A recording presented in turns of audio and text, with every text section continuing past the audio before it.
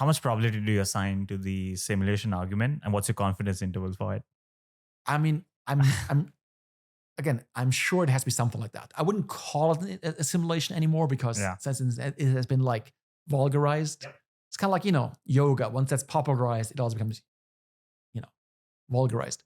But yeah, I'm pretty, something like this happening for sure. Let's hear a number, probability. I'm sure of it. 100%? No, you can never be 100%. As a 99? As a Bayesian, you can never be sure about anything. Yes. But highly probable. Whatever you assign to that. Okay. So there's a highly probable possibility of a God, of a creator, of a designer. Yeah, but again, let me tell you why I believe this. Mm-hmm. Again, with this paradox, if you don't assume that, and by the way, I just realized what the question was. This ties in with this. If you don't assume that there's some kind of creator, yes? And again, with creator, I'm being very doesn't have to be an entity. Then you just assume that the physical reality as we perceive it as science is all there is. But that makes no sense. It goes back to my realization I had when I was 10 years old. It is impossible for something to come from nothing. So that means the universe has also have existed, yes? With the energy content it has now, because energy cannot be created or destroyed, yes?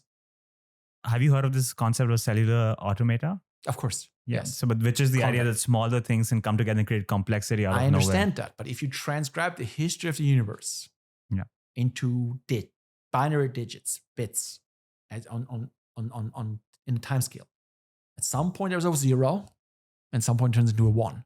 Where does that first 1 come from? So you have a very long string of zeros forever. At some point you have to have the first 1. Where did that come from? It's a design argument. Yeah, right? Can't be. This cannot be true. So with that logic, the universe always have to have existed, which makes no sense because we know from conservation of energy, it always had to have come from somewhere, yes? Yep. So that makes no sense. So it had to come from somewhere, but something cannot come from nothing. We know that.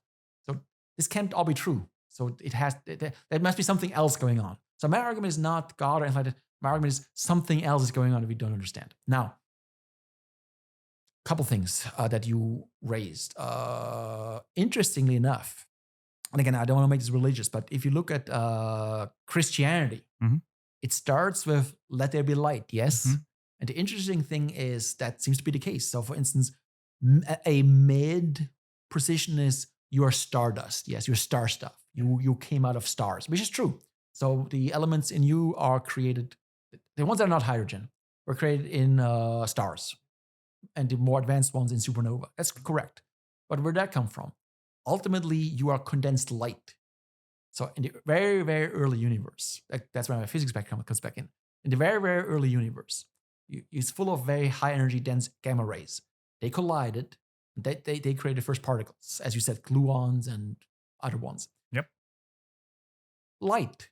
But where did that light come from? That seems very odd. As a physicalist, I can assure you, energy does not come from nothing. It just transforms. But why does the universe have a certain energy content? Again, it makes no sense.